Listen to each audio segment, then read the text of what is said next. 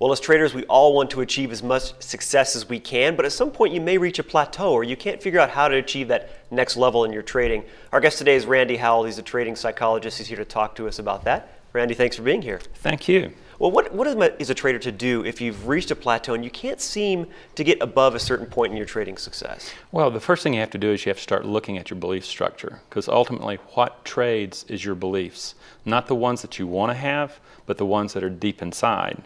And you begin to say, what is it that's actually producing this phenomenon of my trading, particularly with fear? And so if I'm a good trader, and I know I have good strategies, but I'm hesitating maybe to execute trades, or I can't seem to achieve the dollar amount of gold that I want, how do I get to that next level? How do I jump to the next level? You come to a moment where you begin to understand the fear that drives it. Your neurobiology is all about fear.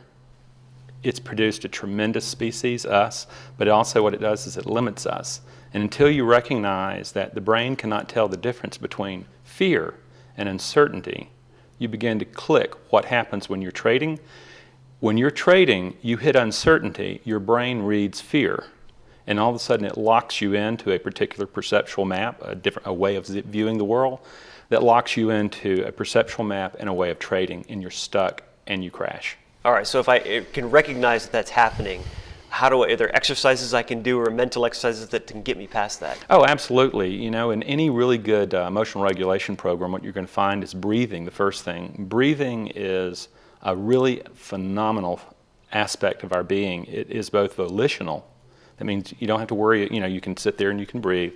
And it's also autonomic. When you go to bed tonight, you're not going to have to worry about breathing.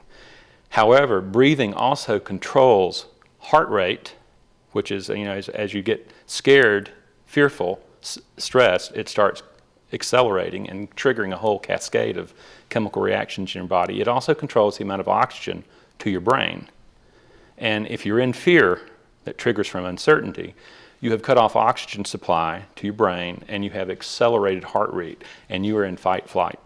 It sounds like maybe meditation or something, which I hear some traders do, works. Oh, absolutely. I think you need a very applied form of meditation. I would call it mindfulness. You become mindful of the thoughts running in mind, and you begin to recognize that you and your thoughts are not the same. This becomes a very powerful moment where it's like a door opens to you to be able to move to another level. And you begin to be the designer of those thoughts, because you can look at the thoughts and you can back to the beliefs, and then you can confront the beliefs and you can redecide and you can rechange who it is trading. And so should I then just stop trading for that moment, kind of gather my thoughts and push those bad thoughts aside or those fearful thoughts aside and try to come up with good thoughts about trading? Well, first of all, it's dangerous to me to push those bad thoughts away. Those are the very ones you need to confront. Those are the very ones you need to confront. Until you confront them, until you reorganize them, they're going to stay in the background of mind, and when in stress, when in worry, they're going to come forward and they're going to take over and hijack your thinking process. All thinking is emotional state dependent.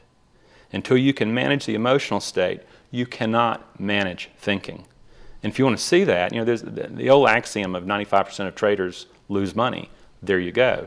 95% of dieters gain their weight back. They can do behavioral change, but they can't change at the phenomenal level of literally your core being.